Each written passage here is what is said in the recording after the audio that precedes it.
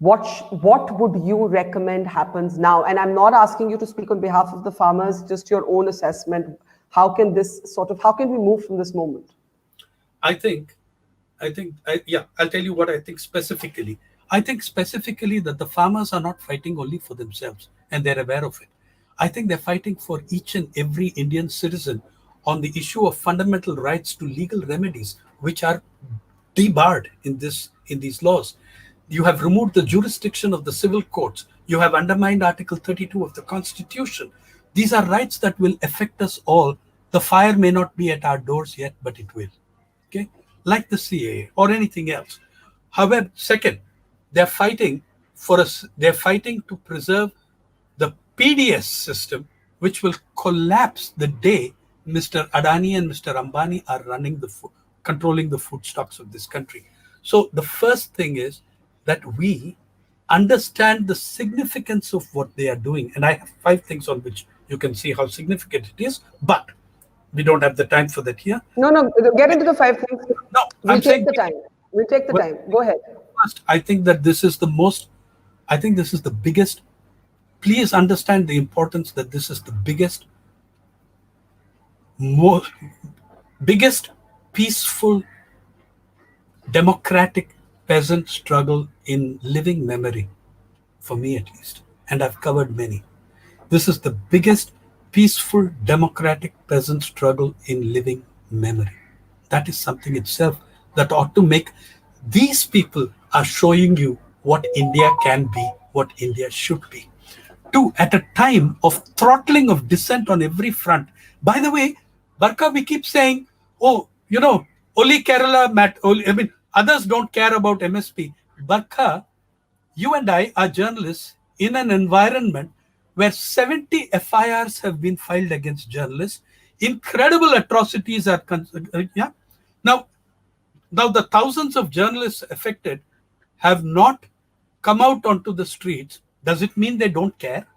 They have not chosen, they're not organized, they're not able to come out and protest. Does that mean they don't care?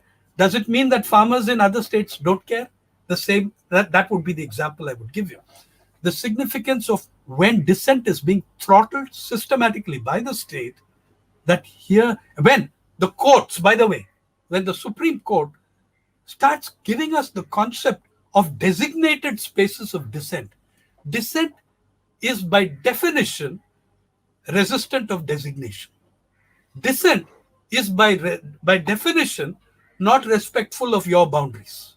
Okay? No, but I mean, for example, if the Delhi police goes to the court and says on Republic Day, we need this designated, it's a national security thing, we have concerns, that's a reasonable thing, surely. You can't say just dissent, just protest anywhere. Nowhere in the world can you protest just anywhere. You do have a yellow ribbon, you are pushed behind the yellow ribbon. Please have a look at what else the Delhi police has done. I know. I don't agree with that at all. So I don't give that any importance. The third significance is that people are uniting far more than the media is letting them know.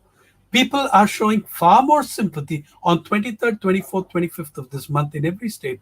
You're going to watch people from multiple districts move towards their state capital. And you're going to see how much that sympathy is. And let me also tell you this. The government understands that sympathy. It fears it. And that's why it has to go at this, that it's only Punjab, it's only this. The fact that journalists all over the country have not stood up and come out in one procession in every state doesn't mean that we are not concerned about what has happened to fellow journalists. We are. 4, I think that they have really, really brought the attention of the country to the fact that there is a huge thing called the agrarian crisis. And they realize it and say that we are fighting for something bigger than just the repeal of 3 laws. So there are many, many grounds on which there is a huge significance to this agitation. And I appeal to your viewers, those who don't agree. I think a lot of your viewers know that something is very badly wrong. I would think almost entirely your viewership knows that something is badly wrong, and they are struggling with what could be the solution. Yes. I am saying, here is my thing. You will never find a solution, A, if you don't get the problem right, if you don't frame the problem correctly, B, if you don't observe the democratic process of doing it, then you have no chance of a solution. Doing what I'm suggesting gives you not a solution, perhaps always, but the basis for a solution, a pathway to a solution. I'm not And arrogant enough to say other beyond that.